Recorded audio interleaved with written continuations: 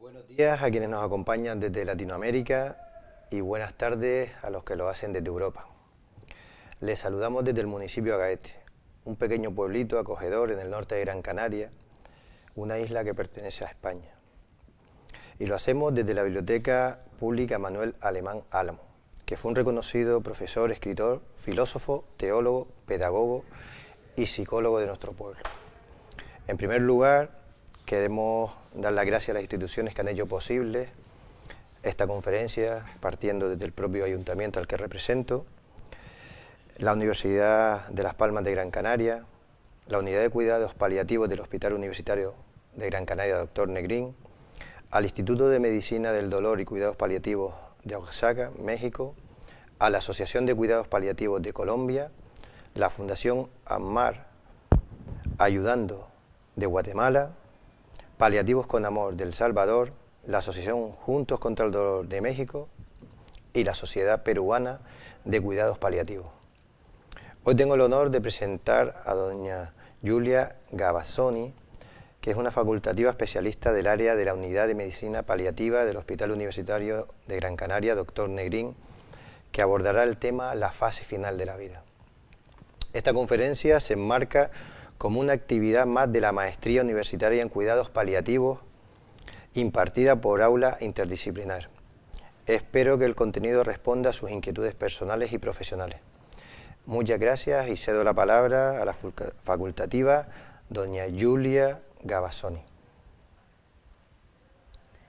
Buenos días y buenas tardes. Ante todo, agradecer la posibilidad de este bonito entorno, agradecerlo al señor alcalde y al ayuntamiento de nuestro pueblo y agradecer al aula la posibilidad de compartir con ustedes mi experiencia y mis conocimientos sobre la fase final de la vida, que todo el mundo conocemos, pero que poco, la verdad, hasta ahora se aborda.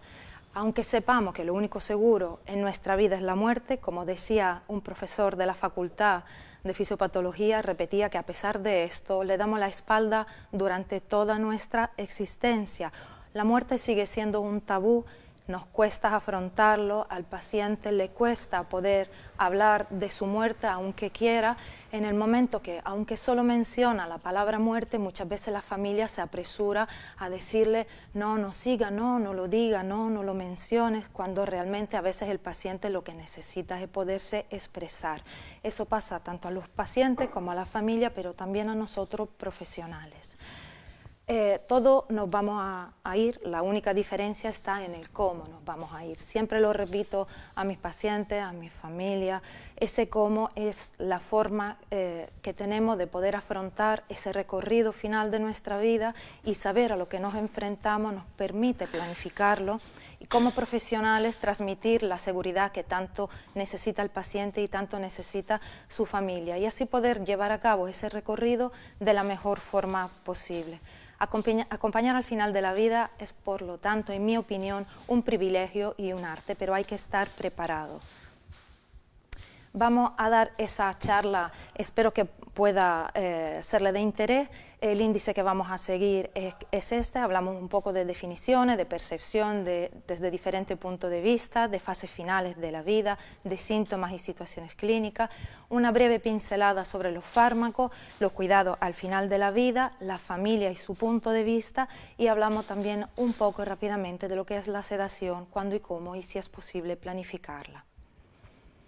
Hay bastante confusión alrededor del término final de vida. Algunos identifican como el final de vida, como exactamente es el momento de la muerte, mientras realmente hablamos de final de vida cuando tenemos por delante una enfermedad terminal entendida como la enfermedad incurable y progresiva que tiene escasa o nula posibilidad de curativa y que acorta la esperanza de vida. El término de tiempo que tenemos a lo largo de esa enfermedad terminal es otro argumento bastante controvertido dentro de la literatura, tanto que hay desacuerdo entre si un año o menos de un año, 6 meses, para lo que son la patología oncológica y hoy en día con el aumento del abanico de los cuidados paliativos a patologías que no son oncológicas, podemos aumentar ese tiempo de enfermedad terminal hasta los 2 años. Hablamos de agonía cuando hablamos de la fase última de la enfermedad, cuando ya nos estamos acercando directamente al momento del fallecimiento del paciente, de su muerte. Es un término asociado a un intenso estado de dolor, de lucha y de sufrimiento, y normalmente tiene una connotación muy negativa ese término. Es por eso que de último se han utilizado y se están utilizando otras expresiones. Yo personalmente no uso la palabra agonía, aunque sea correcta, pero me gusta más utilizar situación de últimos días y últimos momentos, que reúne lo que es el deterioro progresivo con su pérdida de funciones biológicas, físicas, de herramientas emocionales del paciente, su capacidad de relacionarse con el entorno, y que se asocia a un estado de sufrimiento, eso sí, pero que puede ser paliado y que tiene que ser paliado a tiempo. Aclarando concepto, por lo tanto, eso yo lo hago siempre con los residentes el primer día de la rotación que tienen con nosotros. Hay términos que todavía hoy en día se usan, pero que realmente pueden dejar espacio a otra terminología. No se trata solo de semántica, sino que al oír nosotros mismos repetir esas palabras acabamos creyéndolas, con lo cual es importante dejar claro unos conceptos.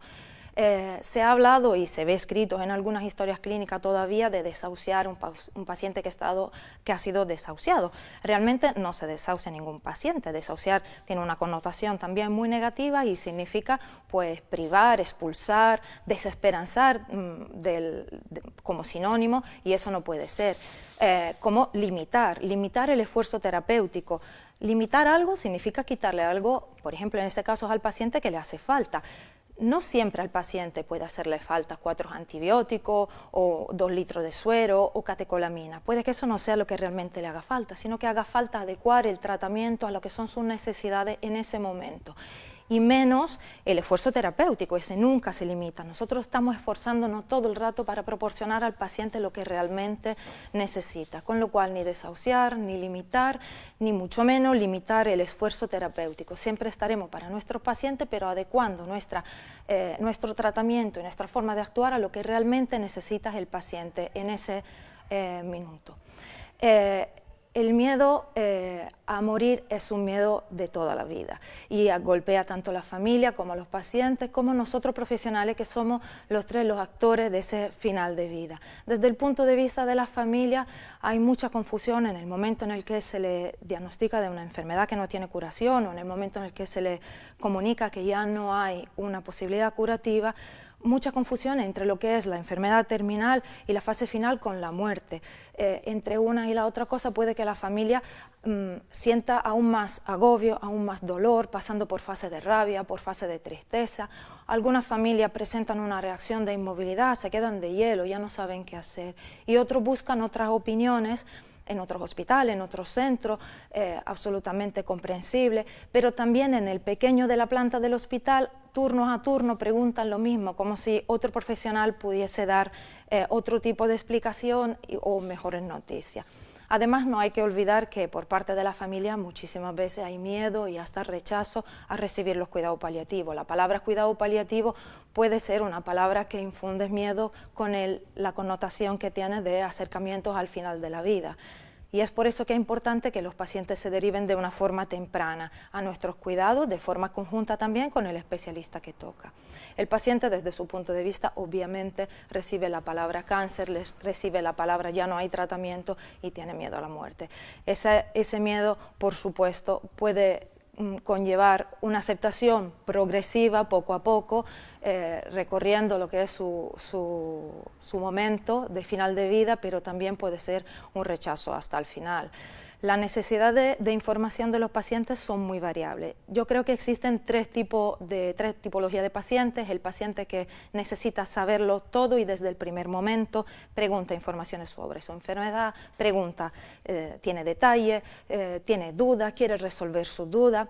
Hay por otro lado pacientes que lo oyen la primera vez y que no quieren volver a hablar del asunto en ningún momento, es respetable. Y hay pacientes que desde el primer momento no quieren saber absolutamente nada y delegan a otro familiar. No, mi mujer es la que se ocupa, no, mi tía es la que sabe de mis enfermedades y que no quiere absolutamente hablar del tema. Las tres posturas son absolutamente entendibles y nosotros tenemos que indagar de forma indirecta qué tipo de información precisa el paciente y quiere saber. Normalmente los pacientes además son los que perciben que el final se está llegando antes del entorno. Desde el punto de vista de los profesionales, nosotros pasamos el final de vida de nuestros pacientes con planteamientos éticos muy complicados que pueden producirnos cierto disconfort, ciertos miedos, ciertas reacciones que son totalmente comprensibles, pero que no dejan de mermar nuestra tranquilidad. Hay además dificultad en el abordaje de los sentimientos del paciente y de la familia, por supuesto, y ojo a lo que son los sentimientos de pena que se pueden desarrollar. El sentimiento de pena en su principio puede ayudarnos a acercarnos un poco más a lo que es el paciente y a su familia, pero no puede ser algo que nos ofusque en nuestra práctica diaria al momento de los planteamientos éticos que hemos hablado anteriormente y de las dificultades que podamos tener, con lo cual ojo a que la pena no nos embargue. Tenemos además dificultad para establecer lazo empático con determinadas familias. Sí es verdad que con algunos pacientes y algunas familias es extremadamente fácil tener un lazo empático y con otras familias no es tan fácil, y eso puede conducirnos a conducta evitativa, es decir, en el miedo de decir a la familia o de decir al paciente ya no hay tratamiento posible, preferimos a lo mejor plantear alguna actuación terapéutica que sabemos no conlleve a nada, pero por nuestra parte nos permite ganar un poco más de tiempo. Lo que son las fases de la enfermedad, aquí están resumidas de forma muy esquemática en esta tabla. Pasamos de una fase curativa en la que nuestra preocupación es que la supervivencia sea lo más larga posible y que, aprovechando la tolerancia y la reserva metabólica del paciente frente a los tratamientos, seguimos dando tratamientos activos y actualizando lo que son sus necesidades todo el rato, con la finalidad de alargar esa supervivencia, cosa que en el momento en el que ya eso vemos no es posible, ya no se trata ya de alargar la supervivencia, sino de ensancharla, de aumentar la calidad de vida. Ya el paciente tiene una supervivencia más limitada, la tolerancia a los tratamientos es baja, ya no podemos permitirnos lujo de cambiar de antibiótico, de añadir sueroterapias invasivas o fármacos demasiado pesados metabólicamente hablando, y hay que valorar caso por caso. Absolutamente diferente es la fase agónica en la cual el paciente ya no tiene fuerza para nada y únicamente tenemos que paliar los síntomas que presenta. Los síntomas más frecuentes en la fase final de la vida seguramente son el dolor, la somnolencia, la confusión. Es un dolor además que tiene una escasa respuesta al tratamiento, sobre todo en las fases finales. Progresivamente el paciente necesita dosis mayores de analgesia y nos preguntamos qué es lo que pasa, que hasta el otro día le iba bien la dosis que le teníamos de morfina y ahora ya no está bien, que precisa un aumento, un incremento de los rescates, tanto en cantidad y en disminución de los intervalos de administración. Además, el paciente pasa la mayor parte del tiempo ya descansando, dormitando, no tiene tanto interés en la visita que va a recibir y no logra mantener conversaciones. La familia se queda muy agobiada con esos síntomas, sobre todo cuando empiezan a intervenir síntomas de desorientación, el paciente habla con una habla confusa, los discursos son reiterativos, hay pérdida de memoria. El mismo paciente de por sí puede tener en los momentos en los que se despierta ansiedad, sensación y percepción de muerte inminente, sin olvidar que eso puede progresar hacia el delirium, que en paliativo es un signo de mal pronóstico a breve término. Otros síntomas que son muy frecuentes son la acumulación de secreciones que a lo mejor no aumentan en cantidad, pero que ya el paciente no es capaz de manejar de forma sustancial, y ya eso puede producir una alteración de la mecánica respiratoria. La tos, además de ser una tos fuerte, pasa a ser una tos ineficaz, y pueden aparecer estertores, que es cantidad de secreciones que se acumulan en la vía respiratoria y hacen el mismo ruido de una olla de agua hirviendo. El paciente puede además presentar taquipnea, es decir, una respiración muy rápida, y no tener sensación disneica. Es bastante común la disociación entre lo que objetivamente notamos nosotros en el paciente, por ejemplo la taquipnea, y lo que subjetivamente el paciente siente. No siempre esos signos van de común acuerdo, sino que a veces nosotros ya vamos viendo que las cosas están empeorando y el paciente no tiene esa percepción. hasta que la disnea obviamente o la taquipnea produce disnea en reposo y con esfuerzo mínimo. Hasta movilizarse en la cama resulta ser complicado para el paciente y el alivio que podamos proporcionarle con el soporte de oxígeno resulta limitado. A todo esto lo que se puede añadir son los síntomas generales que sobre todo cerca de los últimos días son muy frecuentes, como la pérdida de control de esfínteres, una frecuencia respiratoria cardíaca rápida, una frecuencia cardíaca más lenta, cambio en la mecánica respiratoria. Personalmente yo aviso y intento avisar a la familia cuando ya veo que las cosas están empeorando, de que pueden haber cambios en la respiración, que puede presentarse una respiración muy rápida, muy profunda, una respiración superficial, una respiración con momentos de apnea y un resoplido profundo al final. Tranquilizar a la familia que son síntomas que suelen aparecer y que el paciente no lo va a sufrir porque le estaremos dando medicación. También aparece hipertermia, no siempre es fiebre de origen infecciosa, sino a veces hipertermia por la propia enfermedad o también por algunos fármacos que se usan en paliar los síntomas y que veremos un poco más adelante. Y no hay que olvidar que los pacientes al final de la vida, muchas veces, sobre todo cuando están somnolientos, desorientados, tienen contacto con lo que son los seres queridos que ya han fallecido. No es la primera vez y resulta bastante común que el viejito de 90 años en su fase agónica esté llamando a mamá y esté llamando a papá o esté hablando con la esposa que falleció hace años.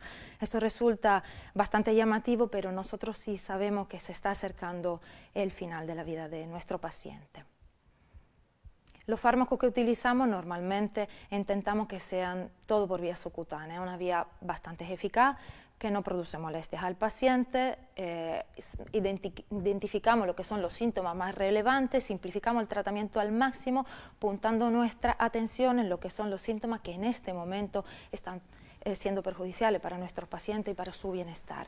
Valoramos mantener algunos fármacos seleccionados en situaciones especiales y sobre todo tenemos que establecer un plan de tratamiento en relación a lo que previamente el paciente tenía. Ejemplo, si es un paciente que utiliza de forma continua desde hace años bastante dosis de benzodiazepina o que ya está en tratamiento con opioides, tenemos que calcular lo que realmente le hace falta y ponerlo también en fase final de su vida. Otro ejemplo, por ejemplo, son los fármacos antiepilépticos. Un paciente que sufre de epilepsia o que por su patología oncológica puede tener convulsiones y está en tratamiento, pues tiene que mantener su antiepiléptico hasta que por lo menos el midazolam en este caso pueda subir el umbral epileptógeno y nosotros no incurrir en esta sintomatología tan molesta. Dejar pautada siempre una pauta de rescate al margen de la pauta de liberación prolongada basal. Eso porque hay que explicarlos al paciente y hay que explicarlos a la familia. Es importante que el paciente se alivie en el momento en el que tienes una molestia o tiene un síntoma, y por el otro lado, por nuestra parte, es importante al día siguiente poder contabilizar los rescates que ha precisado nuestro paciente y poder restablecer un plan nuevo o actualizar el tratamiento. Siempre importantísimo además intentar anticiparse a los posibles síntomas graves y agudos que puedan surgir. Ya le explicaré un poco mejor. Una pincelada rápida de fármaco, lo que más usamos, seguramente la morfina es la que más se usa para el control del dolor. Controlas además, junto con el midazolam, la frecuencia respiratoria, es importante saberlo, pero tenemos que tener cuidado. Si nuestra intención es utilizar la morfina únicamente como fármaco sedante, estamos incurriendo en lo que es una mala praxis médica. La morfina no es un fármaco sedante. Lo que sí es más sedante es el midazolam, que como decíamos, junto con la morfina controla síntomas importantes como la disnea, pero tiene un efecto también sedante, relajante y sube el umbral epileptógeno. Con lo cual, hasta que nuestro paciente haya llegado a una buena dosis de midazolam y esté correctamente sedado, hasta ese momento sería bueno mantenerle el antiepiléptico. Otro fármaco que usamos muy frecuentemente es la butilescopolamina, aquí en España la conocemos como buscapina. Intenta evitar la sobrecarga de las secreciones secando las secreciones. Un paciente que, como decíamos, ya no tiene una tos eficaz que le permita movilizar esas secreciones, lo que vamos a hacer entonces es intentar disminuirla o secarla, que no le produzcan molestia. Hay otro fármaco que es la hermana mayor de la butilescopolamina, de la buscapina, que es la escopolamina, es mucho más potente, pero también mucho más sedante, y la podemos utilizar en un segundo escalón para control de las secreciones.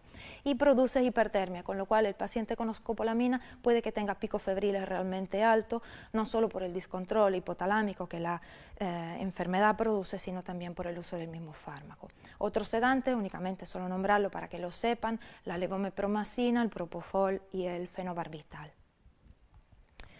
Pero aparte de los fármacos que podemos usar y que tenemos a disposición, en algunos países habrán algunos y otros habrán otros tipos de fármacos, lo que realmente marca la diferencia para nuestros pacientes al final de su vida son los cuidados que le queremos proporcionar y le podemos proporcionar. Y eso lo podemos hacer todos. La palabra clave en ese momento es la atención integral de nuestros pacientes, la prioridad del control de síntomas. Y cuando hablo de síntomas no son solo los síntomas físicos, la disnea, el dolor, las secreciones, son también los síntomas psicológicos, es también tocar la esfera emocional, social del paciente para que esté lo más confortable posible y sea posible acompañar al paciente por nuestra parte, pero también acompañar la familia. Y por eso es muy importante tener en cuenta esto. Lo que por protocolo está indicado en un determinado momento de nuestra vida, no siempre con el progresar de la enfermedad será indicado, será estrictamente posible físicamente o materialmente, y sobre todo puede que en algún caso no sea oportuno. Un ejemplo, si tenemos una paciente de 85, 87 años, sobrepeso, con un cáncer de cervix, con un sangrado que por momento ha hecho que precisara alguna transfusión, la paciente se está deteriorando, sigue el sangrado, el protocolo nos indica que una radioterapia hemostática podría ser lo que beneficiaría ahora mismo a ese sangrado, pero es materialmente posible poner a la señora en una posición de lito, una posición ginecológica para que se le administre y se le practique esa radioterapia, y al precio de que los dolores que va a tener esa señora por haber estado ese tiempo en posición para recibir esa radioterapia va a compensar una posible necesidad de transfusiones de aquí a los 15 días. Vamos a tener realmente esos 15 días por delante, con lo cual después preguntarnos, ¿es realmente oportuno que esa paciente reciba ese tipo de tratamiento?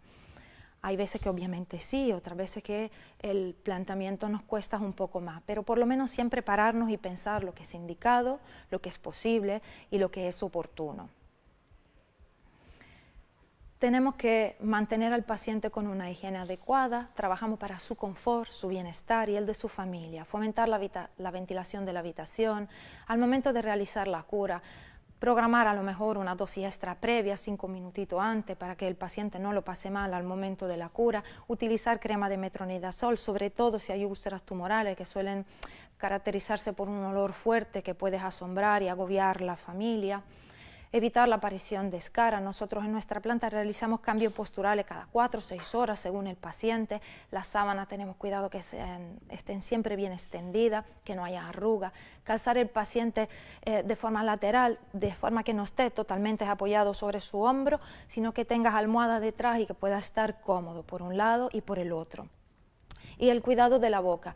La boca hay que mantenerla húmeda, limpia, que no se formen crostas, los labios también húmedos, y si hay micosis, tratar la micosis con unos lavados, por ejemplo, de bicarbonato y colutorio.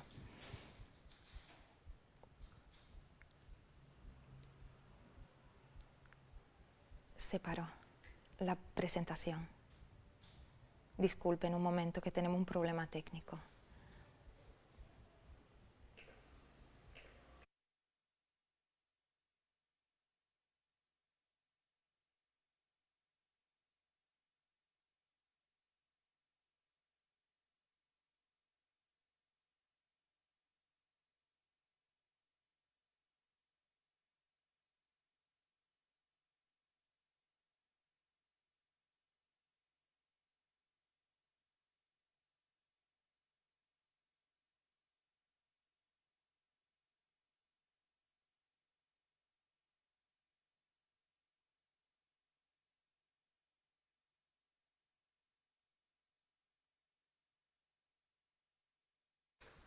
Disculpe, parece que hayamos podido resolver el problema técnico.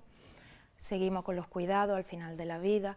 En todo eso que estaba comentando, lo importante es explicar a la familia cómo participar en los cuidados, que se involucren en los cuidados, e informar también sobre la actitud terapéutica que hemos decidido mantener, por qué hemos retirado esos fármacos, por qué no hay suero colgando para el paciente, reforzar el hecho de que la falta de ingesta es consecuencia de la enfermedad y no la causa de la situación. La familia lo va a repetir y lo va a preguntar muchísimas veces, que lo despierto para darle de comer y por qué no come y podemos ponerle algo para la comida. Es verdad, es un escalón duro de afrontar y tenemos que ser pacientes en eso y reiterar la información de la forma mejor posible. Tenemos que anticiparnos, como decíamos, a situaciones de gravedad, como por ejemplo reconocer el riesgo de hemorragia en determinados pacientes. Los pacientes que tienen, por ejemplo, un carcinoma de cuello, de base de lengua, que rompe todo el cuello con una úlcera tumoral severa, lo que puede producir un riesgo aumentado de hemorragia para nuestros pacientes cuando todo el paquete vascular está expuesto. No es lo mismo tener un sangrado masivo sobre una sábana blanca que tenerlo sobre sábana oscura, siempre que sea posible. Es además necesario preparar la familia y decirle que puede que pase eso, que asegurarle que su familiar no lo va a sufrir, que le iremos poniendo medicación. Y por supuesto avisar a enfermería y al personal de planta de que esa es una posibilidad y por eso es siempre muy buena idea dejar indicaciones y planes de actuación por escrito y bien explicado para todo el personal, para que no hayan dudas. Hay que preparar a la familia, por lo tanto, en relación a los diferentes escenarios clínicos que podamos tener por delante, para que no se asusten y no lo vivan con un agobio y que sientan la seguridad que queremos transmitirles. Hay que ser lo más realista posible a la hora de informar, sin ser bruto, sin ser crudo, pero que hay que informar de la realidad. Yo personalmente valoro siempre la posibilidad de sondar el paciente, sobre todo una vez que esté correctamente sedado, porque sabemos que los opioides pueden producir una retención de orina y muchas veces en paliativo lo que vemos un paciente correctamente sedado hasta hace 3-4 horas empieza con un cuadro de agitación y tenemos que plantearnos que haya una retención aguda de orina, con lo cual a paciente correctamente sedado, si 1 o 2 cambios de pañales nos enseñan que el pañal es seco, pues tendremos que plantear la posibilidad de un sondaje vesical. El paciente no se va a enterar, hay que asegurarlo a la familia y hay que explicárselo. Siempre ofrecer apoyo espiritual, religioso o psicológico, remarcando que no siempre lo espiritual y lo religioso son lo mismo, que pueden ir por caminos diferentes. ¿Y la familia? ¿Cómo va a vivir la familia esa situación? Por supuesto, la familia es el núcleo a tratar.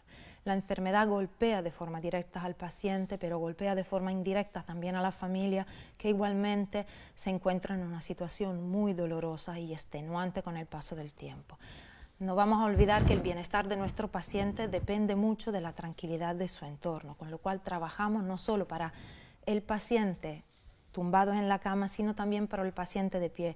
Nosotros tenemos en nuestra planta habitaciones individuales donde hay un paciente único, pero yo en cada habitación tengo 2 pacientes, el que está tumbado y el que está de pie. Y muchas veces el planteamiento más complicado es el del paciente de pie porque me requiere mucha atención, que con fármaco no puedo aliviar. La familia tiene que recibir nuestra parte una información clara, reiterada, con paciencia por nuestra parte y sobre todo con empatía. Es importantísimo. Hay que facilitar a la familia su espacio de intimidad con el enfermo. Intentamos entrar en la habitación lo menos posible, intentamos favorecer que hablen de conversaciones más íntimas, que se mantengan en comunicación hasta que se pueda. Tenemos que también tener cuidado con lo que son los trámites burocráticos administrativos que el paciente tiene pendientes y que en muchas ocasiones son fuente de disconfort para él y para su familia. Y hay que consensuar con la familia siempre dentro de la medida de lo posible las actuaciones terapéuticas. No vale ser tajante, es decir, yo soy el facultativo, esto es lo que va bien, esto es lo que iremos haciendo. Siempre hay que intentar consensuarlo con la familia, intentar explicarle nuestro punto de vista, nuestro objetivo. Y eso no es el trabajo de una mañana sola, eso viene desde el principio, cuando empezamos a ver que nuestro paciente va decayendo. Es muy importante, por lo tanto, no ser tajante, intentar mantenernos moldeables con lo que son las necesidades, no solo del paciente, sino también de su familia.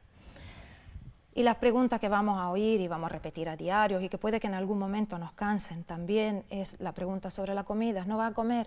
No, señora, ahora mismo no es el caso de que coma, no está lo bastante despierto, el cuerpo no sabría recibir la medicación, la alimentación de una forma adecuada, pero no lo veo sufrir, lo veo como echando una siesta, lo veo muy tranquilo.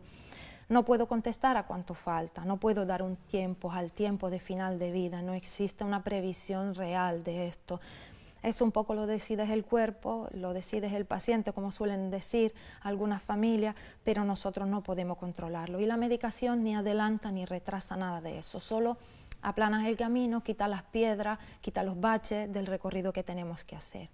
También es lógico que aparezca por parte de la familia a lo mejor si lo hubiéramos hecho, a lo mejor si lo hubiéramos puesto.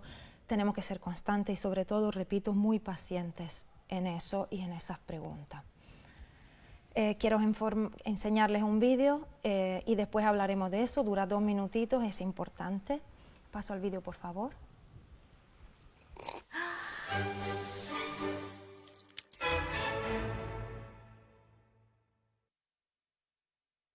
So what is empathy, and why is it very different than sympathy? Empathy fuels connection. Sympathy drives disconnection.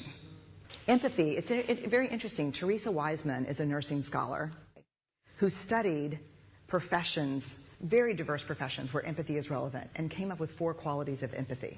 Perspective taking, the ability to take the perspective of another person or recognize their perspective as their truth. Staying out of judgment, not easy when you enjoy it as much as most of us do. Recognizing emotion in other people and then communicating that. Empathy is feeling with people. And to me, I always think of empathy as this kind of sacred space when someone's kind of in a deep hole and they shout out from the bottom and they say, I'm stuck, it's dark, I'm overwhelmed. And then we look and we say, hey, you can climb down. I know what it's like down here, and you're not alone. Sympathy is, ooh, it's bad, no, you want a sandwich? Empathy is a choice, and it's a vulnerable choice, because in order to connect with you, I have to connect with something in myself that knows that feeling. Rarely, if ever, does an empathic response begin with at least. Yeah. And we do it all the time. Because you know what? Someone just shared something with us that's incredibly painful, and we're trying to silver lining it. I don't think that's a verb, but I'm using it as one. We're trying to put the silver lining around it. So, I had a miscarriage. Oh, at least you know you can get pregnant. I think my marriage is falling apart. At least you have a marriage. John's getting kicked out of school. At least Sarah is an A student. But one of the things we do sometimes in the face of very difficult conversations is we try to make things better. If I share something with you that's very difficult, I'd rather you say, I don't even know what to say right now, I'm just so glad you told me. Because the truth is, rarely can a response make something better. What makes something better is connection.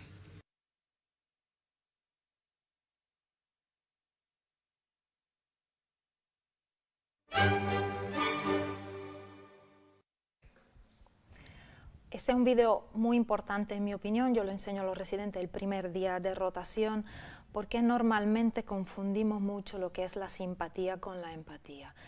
La simpatía acaba siendo una herramienta de desconexión, mientras la empatía es un elemento de conexión. Nacemos empáticos y lo vamos perdiendo con el tiempo porque la simpatía es una forma de ser de autoprotección. Claro, para mí acercarme a un familiar o a un paciente que está sufriendo y ser simpático y decir algo que saque unas sonrisas al paciente me permite irme dándome unas palmaditas en la espalda y pensar que bien lo he hecho. Realmente el paciente puede que en esas circunstancias no se haya sentido entendido o no se haya sentido conectado conmigo, y eso no es realmente lo que buscamos. Es importante valorar siempre la perspectiva ajena y reconocer las emociones de la otra persona y comunicárselo, pero valorar la perspectiva ajena no se hace con nuestro método de medida, se hace con el metro de medida de la otra persona, si es posible, no con nuestro metro de medida. Nosotros podemos sentir dolor por una determinada cosa y otra persona no. Lo que a nosotros puede suponer un gran duelo, para otra persona no. Con lo cual, lo que a nosotros nos gusta mucho en cuidado paliativo, lo que decimos es validar los sentimientos de la otra persona, resulta ser una herramienta fundamental para podernos acercar a nuestro paciente y a nuestra familia. Por lo tanto, no juzgamos los sentimientos ajenos. Puede ser un cambio de ciudad, pérdida del trabajo, ha fallecido un familiar, ha fallecido una mascota. El dolor de cada uno no se mide, solo nosotros lo sabemos. Sí que lo que podemos hacer es intentar entender que esta persona lo está pasando mal, sin entrar en juzgar el por qué. Cada uno de nosotros tiene que tener su espacio para sufrir su dolor y sentirse entendido. Nuestros pacientes y nuestra familia, por supuesto, que están pasando por el momento peor de la vida. El vídeo en inglés me gusta particularmente porque nos da la posibilidad de escuchar una expresión muy significativa para mí en cuanto a empatía. Hablan de ser empático con la expresión to feel with people, sentir con la persona estrictamente lo que es ser empático. Y no hablo de ponerse en los zapatos de alguien, que es una expresión muy común. No me puedo poner en los zapatos de toda mi familia y de todos mis pacientes porque no es viable con mi vida, con mi tranquilidad, pero sí en los zapatos de al lado. Yo siempre me pondré en los zapatos que están al lado de mi paciente y caminaré en el recorrido final de su vida acompañándolo de la mejor forma que sepa y pueda. Sentir con la persona, como se dice en inglés, es una elección que nos pone en un punto de vulnerabilidad, porque tenemos que buscar dentro de nosotros algo que nos haga recordar que en un determinado momento, y todo lo hemos necesitado, hemos precisado de la empatía de otra persona. Eso sí es verdad que hace que determinadas heridas no cicatricen nunca del todo, porque vamos hacia atrás buscando esa fuente de empatía que nos dio a nosotros tantas fuerzas y tanta posibilidad de tirar para adelante, y ahora tenemos que utilizarla con otro paciente. Pero yo personalmente siento que esa herida que siempre queda ahí un poco abierta me permite ser más empática con mis pacientes y me permite el fin que estoy buscando y que de otra forma a lo mejor no sería capaz. Hay otra expresión que absolutamente hay que evitar, que es el por lo menos. Ha tenido un aborto, pero por lo menos sabe que se puede quedar embarazada. Ese por lo menos no ayuda. El por lo menos ya no sufre, tampoco ayuda. Es verdad que ya no sufre y es verdad que a lo mejor cuando pase el dolor agudo podré pensar, me podré quedar embarazada otra vez, pero ahora en este momento necesito llorar mi dolor y necesito que se entienda mi dolor.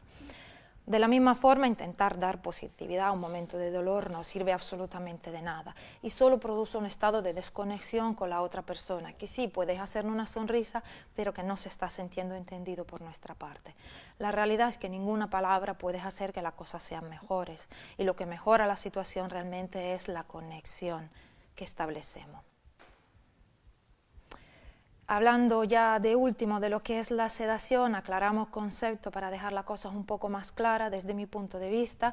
Podemos aliviar síntomas, podemos tener un tratamiento para sedación y podemos hablar de eutanasia. Son tres conceptos absolutamente diferentes.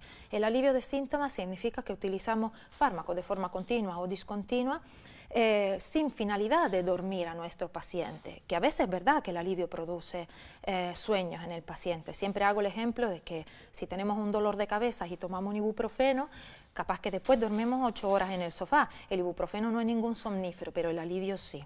Con lo cual, ponemos un tratamiento para que nuestro paciente se alivie y si se duerme, pues le dejamos su tiempo para descansar y ya despertará. Si no, ya la enfermedad nos está mandando un mensaje. En el caso de la sedación, lo que intentamos es disminuir de forma voluntaria el nivel de conciencia del paciente porque no hemos tenido otro remedio, porque hay síntomas refractarios de por medio. Y cuando se habla de eutanasia, se habla del proceso que se persigue para llegar a la muerte del paciente. Es un trámite legal, por lo menos aquí en España ya, en el que se certifica el sufrimiento inaguantable del paciente y se otorga al médico el permiso para administrar medicación que consigue el fallecimiento del paciente. En lo que nos atañe más en esta circunstancia es la sedación paliativa y tenemos otra palabra clave muy importante, que son los síntomas refractarios. ¿Qué es un síntoma refractario? Es ese síntoma intenso y devastador que no responde a todas las actuaciones terapéuticas que hemos intentado llevar a cabo y que hemos aplicado.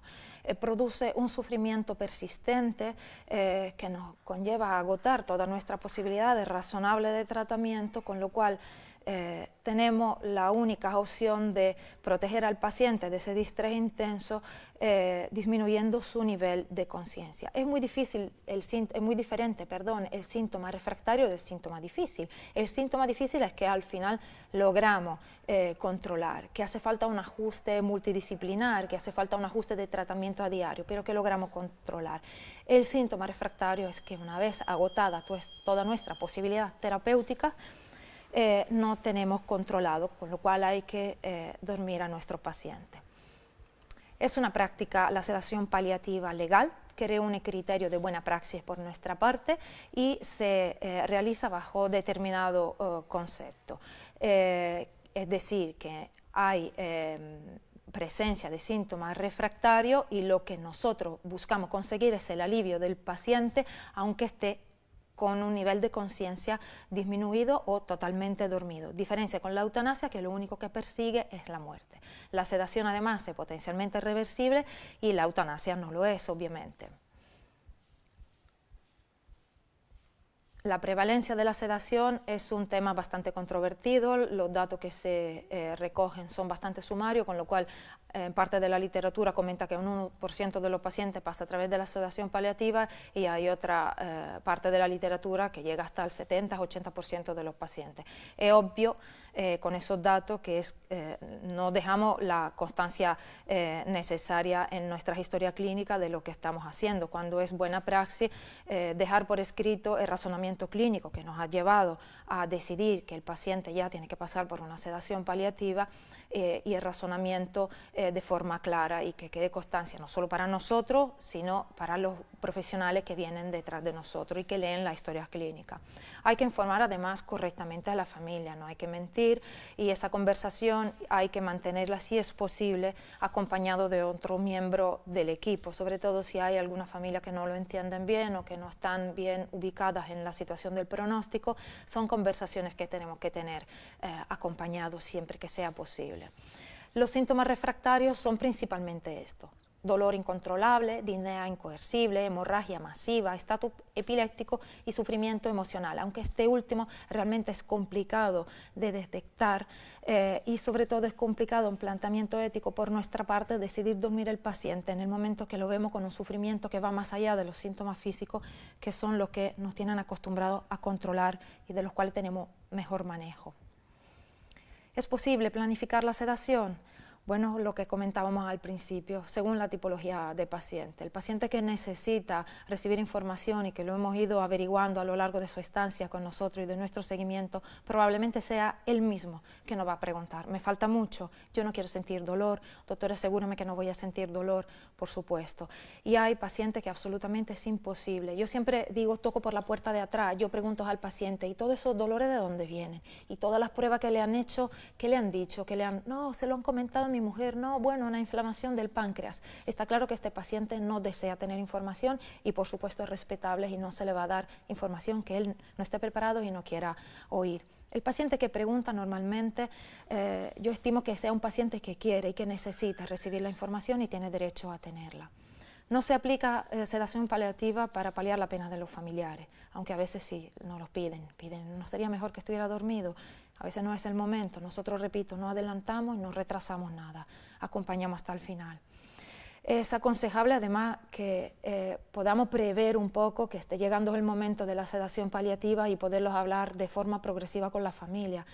Aparte de determinadas situaciones muy contadas, el paciente va deteriorando a lo largo de los días y nosotros lo estamos viendo, con lo cual ya sería bueno entablar esa conversación con los familiares. Puede que llegue un momento en el que necesitemos que esté más dormido que despierto, puede que vaya a estar mejor dormido, para que nada sea una sorpresa y no pillemos a nadie desprevenido. Resumiendo, acompañar al final de la vida, me reitero, es un privilegio. Nuestra palabra clave es la atención integral, tanto del paciente de pie como del paciente tumbado. Y a veces es verdad que menos es más, menos prueba, menos tratamiento, más acompañamiento. Permitir al paciente expresar sus emociones, sus dudas es fundamental para que tenga una buena despedida. Y contestar con sinceridad a sus preguntas también, aunque estas conversaciones nos cuesten mucho y nos dejen marcado mucho. Y sobre todo, y tener siempre presente que tenemos que cuidar como nos gustaría que lo hicieran con nosotros. Permítame, por favor, de último, leerle esta carta. Por favor, no puedo más. Y empezó a llorar. Y ahí estaba yo en mi primera guardia, con la realidad palpitando descorazonada. Unos ojos con más daños que años me miraban pidiéndome ayuda. Estaba desarmada. Intenté recordar algo de lo que había memorizado en la carrera. Busqué en mi cabeza algún esquema, alguna clase magistral, y lo único que recordé haber aprendido sobre el sufrimiento fue cuál era el pH de una lágrima. Me sentía indefensa y estafada, como si todos estos años hubiera estado trenzando una onda infinita y me hubieran dado una patada en el trasero para salir al ring, donde me esperaba Goliat y no tenía piedras.